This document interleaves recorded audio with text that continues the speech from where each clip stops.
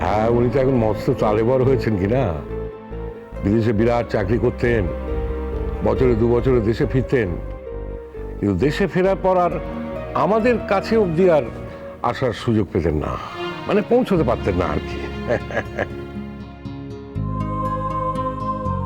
এই তো বললাম, এখন তো এসে গেছি। এখন দেখবে তোমরা সবাই বিরক্ত হবে।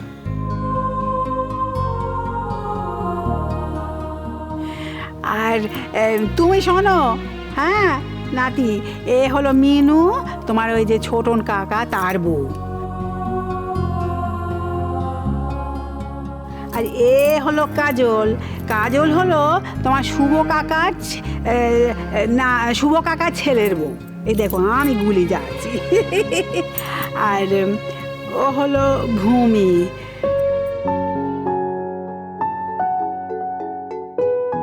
লালকে মনে আছে বাবা?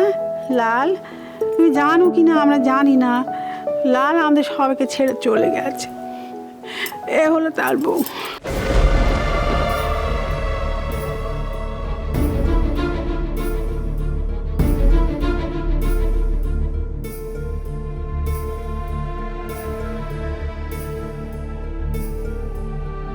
সুসাইড, এই খবরটা আমার আগে জানা ছিল না।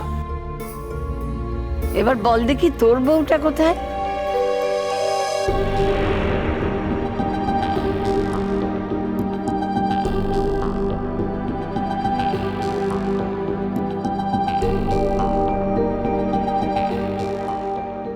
আমার মাম্মি মরে গেছে।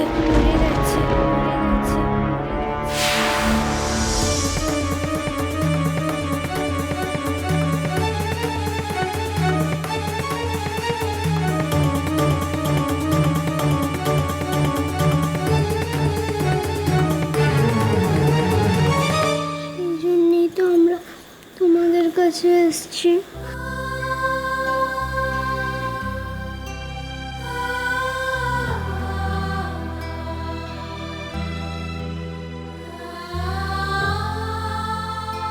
কলকাতায় আমাদের দেখার কেউ নেই।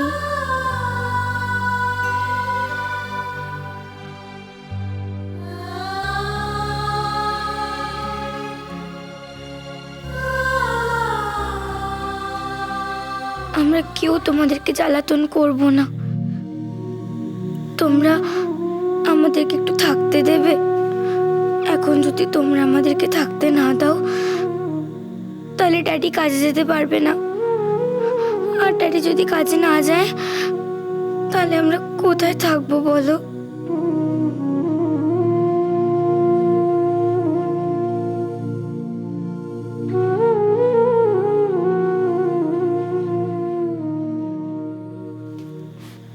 কে বলেছে? ঈশ্বর তোমাদের দুজনকে আমার কাছেই পাঠিয়েছে। আজ থেকে তোমরা দুজনেই আমাদের বাড়িতে থাকবে, আমাদের সবার সঙ্গে। কেমন? কোথাও যেতে হবে না তোমাদের। তুমি খুব ভালো, ঠিক আমার মাম্মির মতন।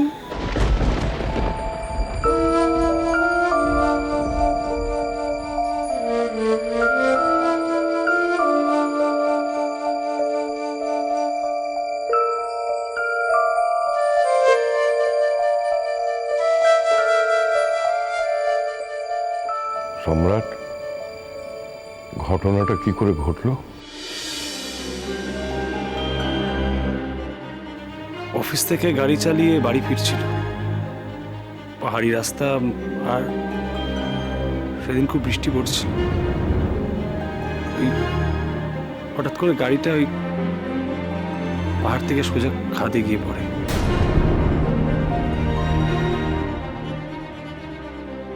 আরে কতদিন হলো রে? বছরখানেক।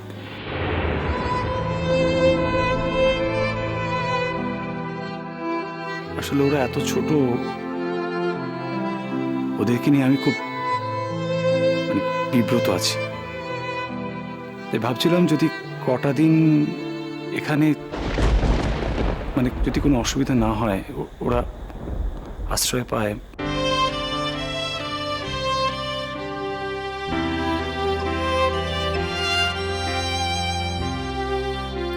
মা, তুই কানে শুনিস নি রে? হ্যাঁ, না আমাদের কিছু বলার আগে তো আমাদের বাড়ির বউ বলে দিয়েছে এখন থেকে তোরা এগনেই থাকবি। অকাজল জানে রে, ঘরখানা দেখি দাও দিকনি। বড় বৌমা তুমি যা, তুমি যা, যা। হ্যাঁ মা, আমি ওদের নিয়ে যাচ্ছি। এসো আমার সঙ্গে, এসো সম্রাট, তুমি এসো, চলো।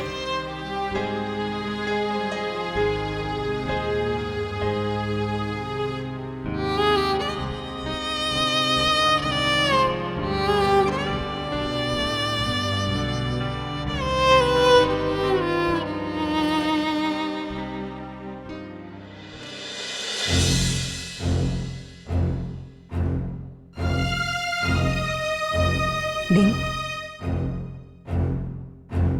নীল, তোমার চা। তোমায় তো গম্ভীর দেখাচ্ছে কেন? তোমার কি মুড অফ? না, কই না তো। না আসলে তোমায় দেখে কেন জানি না মনে হচ্ছে যে আমাদের এখানে একসঙ্গে থাকার প্ল্যানটা বোধহয় তুমি কোনোভাবে অ্যাকসেপ্ট করতে পারোনি, তাই না? তা না পারলে কি আসতাম?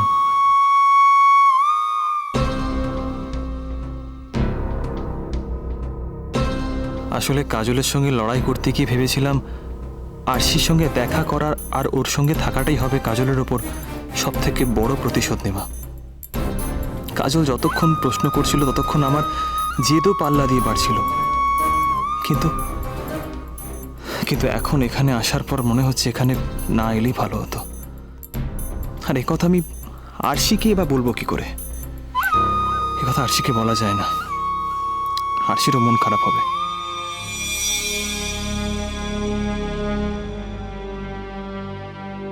আসলে আসার পর থেকে আমি দেখছি তোমাকে কিরম অন্যরকম লাগছে। অথচই আমাকে দেখো, আমি এখানে আসবো বলে তোমার সঙ্গে সময় কাটাতে পারবো বলে দুদিন ধরে এক্সাইটমেন্টে তো আমি রাতে ঘুমোতে পর্যন্ত পারিনি। আরশি, এক্সাইটমেন্ট তো আমারও কিছু কম হচ্ছে না। সবার কি আর একই রকম প্রকাশ হয়?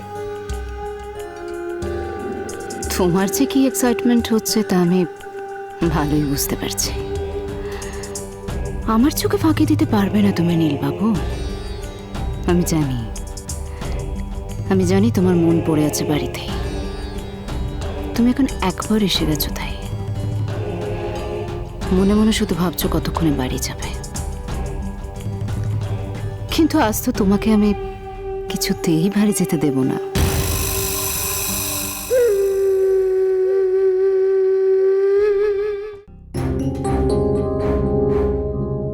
এই চটপট বলো কি খাবে?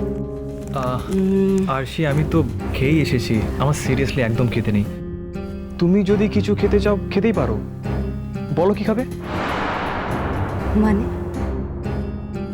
মানে আমি একা খাবো বলে তুমি বললাম নাকি? মানে তুমি বসে থাকবে, আমি একা একা খাবো, আর সেটার জন্য আমি এখানে এসেছি?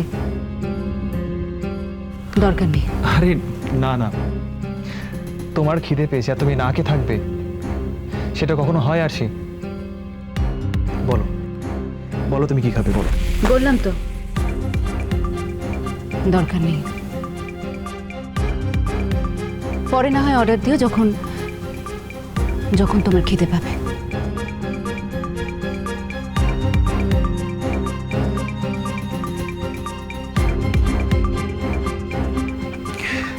ফাইন, চলো আরশি, কোথাও ঘুরে আসি আমরা।